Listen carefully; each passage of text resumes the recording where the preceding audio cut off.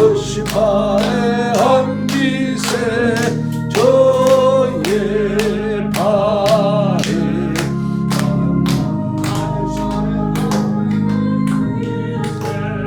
날이 갈수록 그의 사랑이 광명하게 비치고 검송 가는 길 별이 가리니 영원하신 발해한 기세 저의 발에 끝끝이 발해한 기세 저의 발에 영원하신 발해한 기세 주의 보좌로 나갈 때 기뻐 찬미 소리 외치고 겁과 두려움 없어지리니 영원하신 발해한 기세 저의 발에 끝끝이 발해한 기세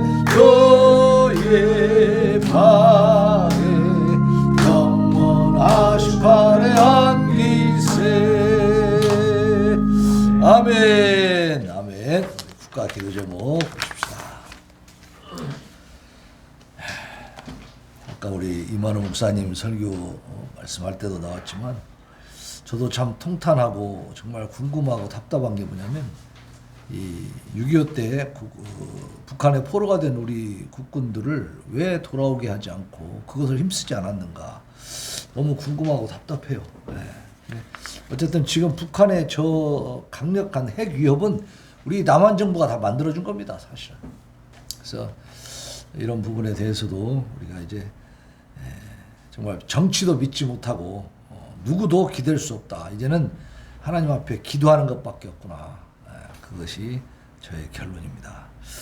오늘 이제 그 1번 보면 질병 생활고로 사망하는 주민이 속출하고 있다.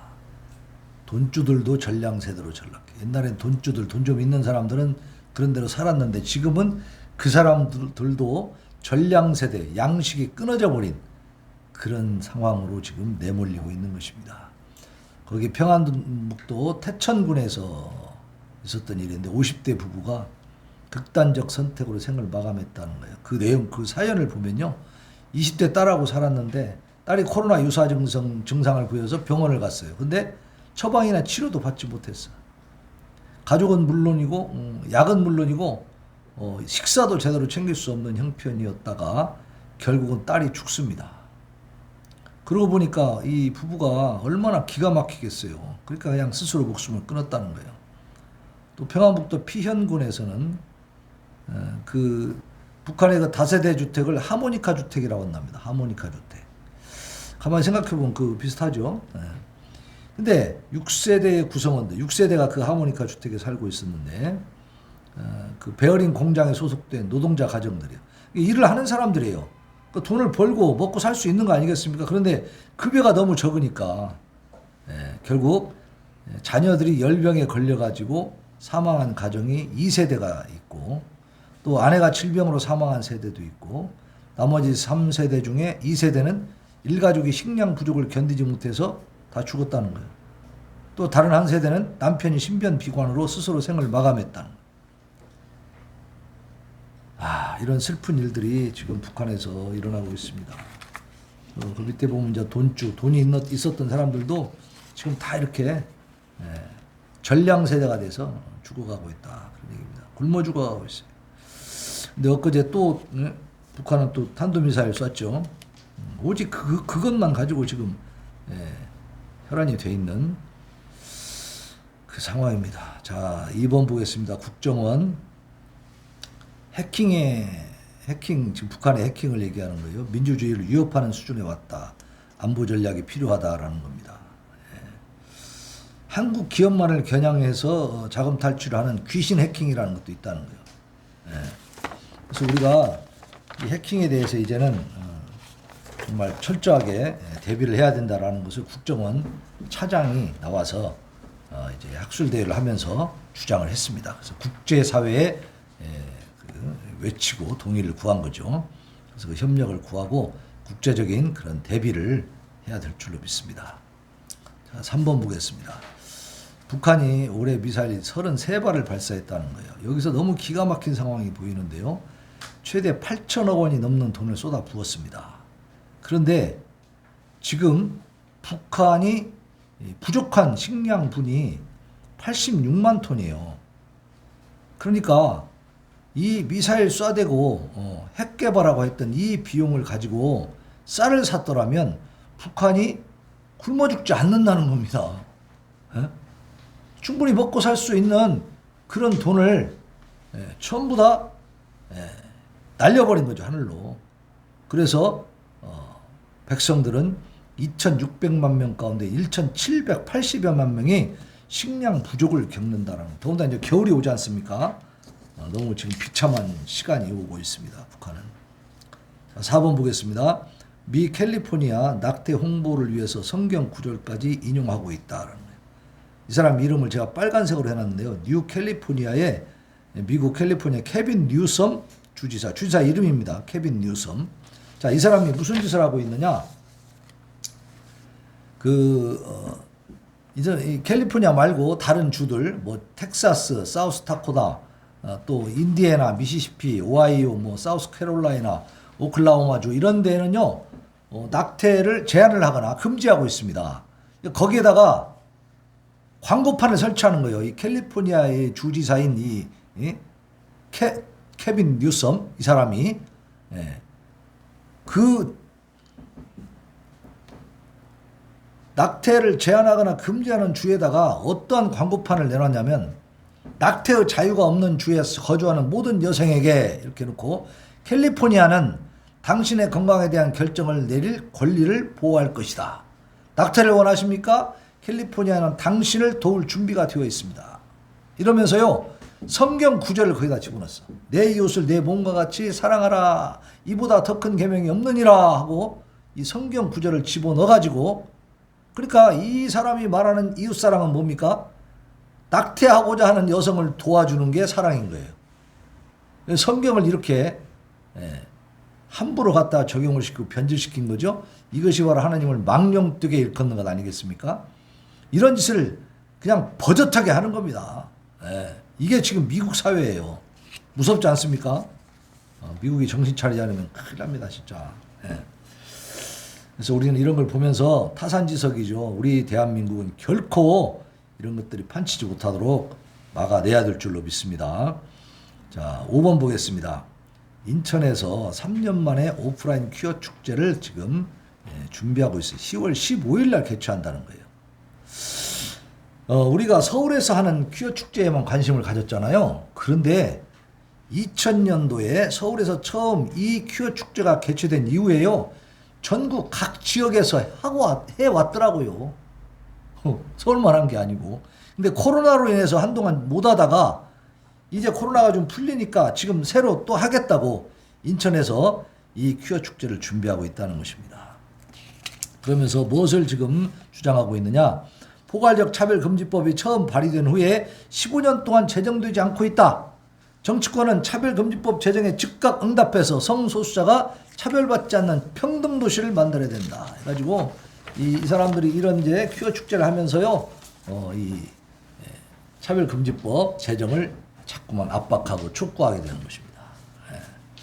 과연 그것이 하나님이 기뻐하시는 일인지 우리가 깊이 생각해 봐야 돼요. 자, 6번 보겠습니다. 검경 모두 이재명 수사, 매일 쏟아지는 수사 상황. 그렇죠? 이 사람은 지금 한 10개 정도의 그 혐의를 받고 계속 수사를 받고 기소당하고 좀 그러고 있는데요.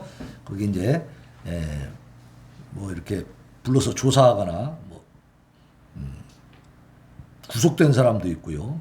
보면 이재명 대표 장남도 있고 부인 김혜경 씨도 있고, 이제 이번에는 그렇게 얘기했다고 그래요. 김혜경이하고는 별거하고 있었기 때문에 김혜경이가 한 짓을 나는 모른다. 또 그랬다는 거냐. 장남은 또 아들하고는 내가 뭐 성인인데 나하고 무슨 내가 얼마나 간섭을 하겠냐. 아들에 대해서 잘 모른다 그러더니 이제 부인도 모른다고 지금 그러고 있다는 거죠. 참 재밌는 사람입니다. 자, 거기 김인섭이라는 사람, 또 정진상 민주당 대표 정무조정실장, 그 다음에 이화영 이런 사람들이 있는데 거기 제가 이제 초록색으로 하나 좀 조선일보에서 발췌한 게 있습니다.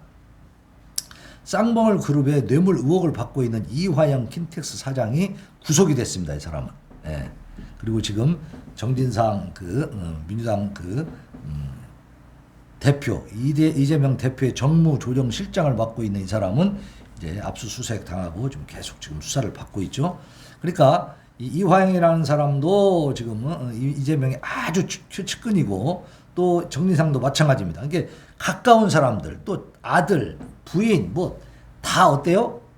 조사 대상이고 구속되고 지금 그러고 있는 상황입니다. 자, 그러면 이제 실체적 진실이 밝혀져서 대한민국의 정의가 바로 서야 될 줄로 믿습니다. 이들의 가면이 다 벗겨져야 돼요. 싹 벗겨버려야 됩니다. 이번에 이제 정말 너무 기가 막힌 일이 벌어졌잖아요. 여러분 이거 하나만 더 말씀드리겠습니다. MBC가 이 윤석열 대통령이 미국에서 이렇게 한 발언에 대해서 확인도 되지 않은 상태에서 자막을 넣어가지고 방송을 해버렸잖아요. 그리고 나서 그걸로 끝난 게 아니라요. 백악관에다가 이메일을 집어넣습니다. 우리나라 대통령이 미국 대통령을 막 이 새끼 하라고 하고 막 이런 욕을 했는데 쪽팔린다고 하고 이런 말을 했는데 그것도 영어로 아주 비속어를 넣어가지고 번역을 해서 그래갖고 당신들은 어떻게 생각합니까? 이렇게 이메일을 넣었다는 거예요. 그러니 이게 지금 이게 대한민국 언론입니까? 어디 지금 북한 언론입니까 이게? 나 이거 이해를 못 하겠어요. 이런 부분에 대해서. 이게 언론의 자유입니까? 이 대한민국이 지금요 굉장히 위태롭습니다. 왜 그러냐면 대통령은 바뀌었는데요. 국회를 장악하고 있죠. 이번에 박진 외교부 장관을 지금 어떻게 했어요? 해임 건의안을 통과를 시켰어요. 박진 외교부 장관이 이번 해외 순방 동안에 잘못한 게 뭐가 있습니까? 성추행을 했습니까? 무슨 뭐 부정부패를 했습니까? 뭐 횡령을 했습니까? 뭘 했어요? 제목이 뭡니까? 없어요. 그냥 기분 나쁘니까 그냥 하는 거예요. 왜? 다수당이니까. 또 언론도 방송통신위원회 중심으로 해가지고 이 노조를 다 잡고 있어. 언론 노조를. 그러니까 언론이 전부 다 아직도 문재인 세력이고 이재명 세력인 것입니다. 그러니까 진실을 보도하기보다는 왜곡 보도를 해가지고 어떻게든지 이 윤석열 정부를 무너뜨리려고 하는 여론을 조성해서 그래서 어떻게 하려고요? 박근혜 때처럼 촛불 시위해갖고 끌어내리려고 하는 거죠. 예. 이런 상황에서 우리가 기도 안 하고 있다? 뭐 대한민국 괜찮다? 이것은 굉장히 큰 착각이죠. 그리고 실수입니다. 왜냐하면 다시 정권이 우리 이 보수 정권이 이 좌파 이 중북 정권에게 넘겨주게 되면 소망이 없습니다. 이제는. 왜냐하면 지금도 5년 동안에 얼마나 촘촘하게 알박기를 해놓고 법을 많이 만들어놨는지 도대체 어떻게 해볼 도리가 없어. 윤석열 대통령도 지금. 그래서 시간이 지금 이렇게 지체될 수밖에 없는 상황인데 다시 한번 그 사람들한테 넘어가 봐요. 이번에도 그렇게 말도 안 되는 그 해임 건의안 올리는 거 보십시오. 그 사람들이 할 수 있는 것은요. 무엇이든지 합니다. 무엇이든지. 뭐 이렇게 국익에 도움이 되는지 안 되는지 그건 상관이 없어. 자기들이 권력을 잡기 위해서는 수단과 방법을 가리지 않는 사람들이 어떤 금도가 없어요. 도가 없는 사람들이. 그러니까 지금 우리는 목숨 걸고 더 기도해야 됩니다. 이 사람들이 철저하게 뿌리 뽑히도록. 예. 저는 그래서 이번에 다시 한번 결단을 했어요. 야, 이거 기도 안 하고는 우리나라가 정말 언제 무너질지 모르겠구나. 그런 위기감을 느끼고 있습니다.